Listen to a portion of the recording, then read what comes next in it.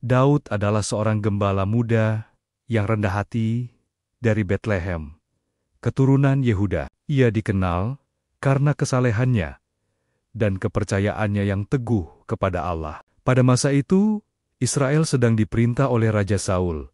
Namun Saul telah kehilangan perkenanan Allah karena ketidaktaatannya. Suatu ketika, bangsa Filistin menyerang Israel, dan muncullah seorang raksasa bernama Goliat yang menantang Israel untuk bertarung 1 lawan 1. Semua prajurit Israel ketakutan, termasuk Raja Saul. Daud, yang saat itu datang mengunjungi saudara-saudaranya di medan perang, merasa terhina dengan tantangan Goliat dan berani maju. Dengan hanya menggunakan umban dan 5 batu halus, Daud mengalahkan Goliat dengan 1 lemparan tepat ke dahi raksasa itu. Kemenangan Daud ini membawa sukacita besar bagi Israel dan membuatnya terkenal. Setelah kemenangannya atas Goliat, Daud menjadi populer di mata rakyat. Namun, hal ini menimbulkan kecemburuan Raja Saul yang berulang kali mencoba membunuh Daud. Daud melarikan diri dan hidup sebagai buronan selama bertahun-tahun. Meskipun ia selalu menghormati Saul sebagai raja yang diurapi Allah.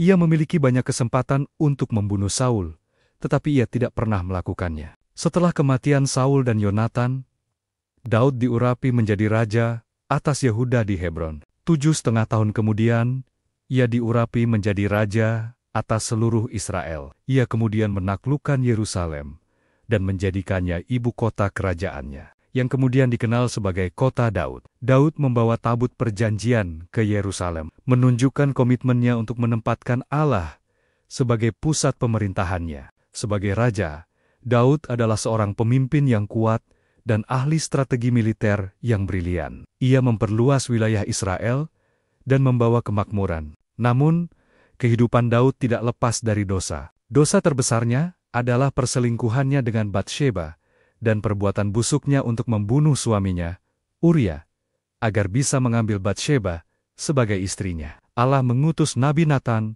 untuk menegur Daud, dan Daud dengan rendah hati mengakui dosanya dan bertobat. Meskipun ia diampuni, ia harus menanggung konsekuensi dari perbuatannya, termasuk kematian anaknya yang lahir dari Batsheba. Meskipun dosa-dosanya, Daud tetap dianggap sebagai orang yang berkenan di hati Allah karena pertobatan dan kesalehannya yang tulus. Ia adalah seorang penyair dan musisi yang hebat.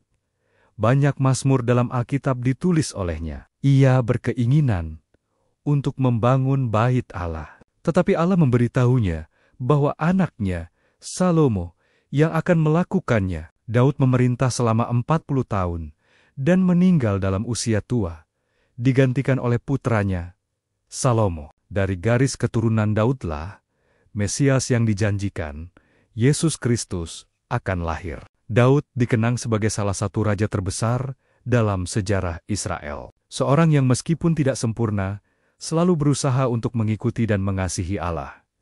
Tuhan Yesus memberkati.